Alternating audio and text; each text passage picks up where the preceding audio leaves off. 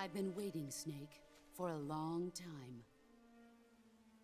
Waiting for your birth, your growth, and the finality of today. Boss, why are you doing this? Why? To make the world one again. The world used to be whole. But with the end of the Second World War, the philosophers began to fight amongst themselves, and the world was torn apart. The Cobras, my comrades who trained and fought alongside me, were torn apart as well. The foibles of politics and the march of time can turn friends into enemies just as easily as the wind changes. Ridiculous, isn't it? Yesterday's ally becomes today's opposition. And this Cold War? Think back. When I was leading the Cobras, America and Russia were fighting together. Now, consider whether America and Russia will still be enemies in the 21st century. Somehow I doubt it. Enemies change along with the times, the flow of the ages, and we soldiers are forced to play along. I didn't raise you and shape you into the man you are today just so we could face each other in battle. A soldier's skills aren't meant to be used to hurt friends. So then what is an enemy? Is there such a thing as an absolute timeless enemy? There is no such thing, and never has been. And the reason is that our enemies are human beings like us. They can only be our enemies in relative terms. The world must be made whole again. The philosophers must be reunited. I will devote my skills to that purpose. And with the Colonel's money, I will achieve that end. Just as I once created the Cobras. They are my family. I may no longer be able to bear children, but I still have a family. It was November 1st, 1951. I was in the Nevada desert participating in atomic testing. The name Nevada is derived from Spanish, covered in snow, white as snow. And snow is exactly what I saw in that Nevada desert. It froze my blood white. Snake, you were an atomic test subject, weren't you? On Bikini Atoll.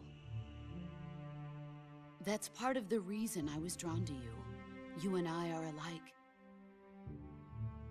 We're both slowly being eaten away by the karma of others. We'll never have the chance to die peacefully of old age. We have no tomorrow. But we can still have hope for the future. In 1960, I saw a vision of the ideal future from space. 3 years earlier, the Soviet Union had succeeded in launching Sputnik, the first man-made satellite in history, into orbit. This came as a huge shock to the United States. In response, America threw everything it had into its own manned spaceflight project, the Mercury program. Even as the Soviets seemed poised to send their first man into space, America was still experimenting with chimpanzees and rockets. The government wanted human data. So they secretly decided to send a human being into space. I was the one they chose. At the time, they didn't have the technology to block out cosmic rays, and whoever they sent up would inevitably be exposed to heavy radiation. That's why they chose me. After all, I'd already been irradiated once. Of course, you won't find any of this in the history books. I could see the planet as it appeared from space. That's when it finally hit me. Space exploration is nothing but another game in the power struggle between the US and the USSR. Politics, economics, the arms race, they're all just arenas for meaningless competition. I'm sure you can see that, but the Earth itself has no boundaries. No East, no West, no Cold War. And the irony of it is, the United States and the Soviet Union are spending billions on their space programs and the missile race, only to arrive at the same conclusion. In the 21st century, everyone will be able to see that we are all just inhabitants of a little celestial body called Earth. A world without communism or capitalism, that is the world I wanted to see. But reality continued to betray me.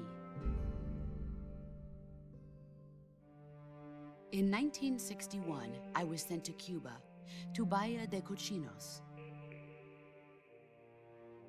It was part of a CIA-sponsored invasion under the guise of taking Cuban exiles back to their country. But the US government betrayed them. Our weak-kneed president held back their air support. Defenseless, the exiles were annihilated by the Cuban army. All I could do was watch in silence. I was set up by the very country I'd sacrificed so much for, by the very government I dedicated my life to defending. I was driven from the surface world, and I went underground. Then, 2 years ago, I faced the sorrow, my old comrade in battle. He was my friend. But one of us had to die. I was left with no choice. The sorrow gave his life for me. There is no enmity between us. One must live, and one must die. That was the mission. The ones who gave me that mission were the philosophers. Early in the 20th century, the true holders of power in the United States, the Republic of China, and the newly formed Soviet Union gathered together in a secret meeting that would later be known as the Wise Men's Committee. The secret pact they formed there marked the beginning of the philosophers. But the last of the original members died in the 1930s. After that, the organization began to run out of control, and the Wise Men's Committee degenerated into a mere shell of its former self. The philosophers of today have no sense of good or evil. Their influence extends to countries and organizations involved in every aspect of every war. They have become war itself. That's how they operate. The sacrifices of war cause a shift in the times. This shift leads to renewed conflict, and in turn triggers the next war. Like a nuclear chain reaction, each conflict sparks countless others, forming an endless spiral that will continue on for eternity. Do you understand what I'm saying, Snake? By consuming me and you, the philosophers intend to keep that cycle going forever. It was my father who explained all of this to me. He was one of them. You see, I am the last remaining child of the philosophers. But after he revealed the truth, my father was killed by that same shapeless, formless organization. And my father isn't the only thing the philosophers have taken from me. In June of 1944, the Cobras and I took part in the landing at Normandy. We'd been given a top-secret mission to locate and destroy enemy V-2 rocket installations. I was pregnant at the time. The sorrow was the father. I gave birth on the field of battle. A beautiful baby boy. But my child was snatched away from me by the philosophers.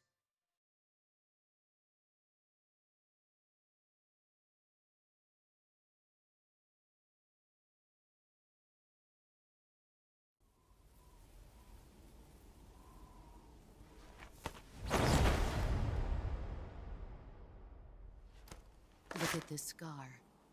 This is proof that I was once a mother.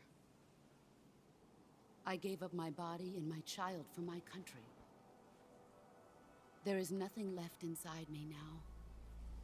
Nothing at all. No hatred, not even regret. And yet sometimes at night, I can still feel the pain creeping up inside me, slithering through my body like a snake.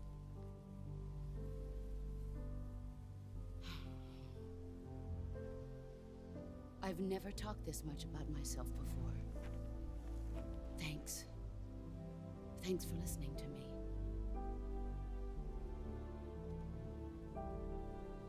I feel content. Snake?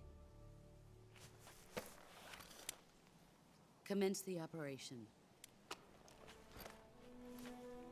I raised you.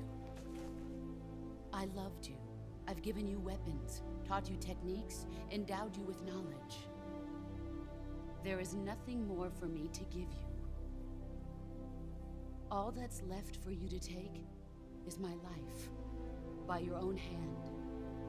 One must die, and one must live. No victory, no defeat. The survivor will carry on the fight. It is our destiny. The one who survives will inherit the title of boss. And the one who inherits the title of boss will face an existence of endless battle. I'll give you 10 minutes. In 10 minutes, Miggs will come and bomb the hell out of this place. If you can beat me in less than 10 minutes, you'll be able to escape in time. Let's make this the greatest 10 minutes of our lives, Jack. Boss. You're a soldier. Finish your mission. Prove your loyalty. Face me. I come.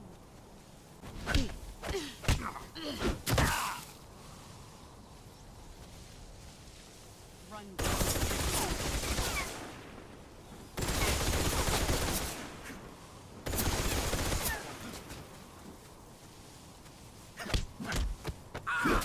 Excellent.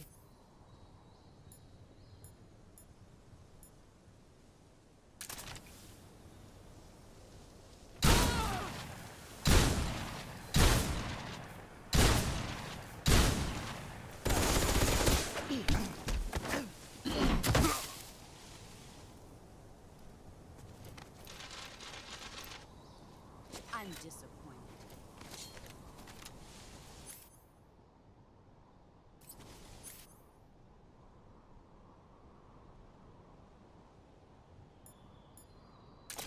Move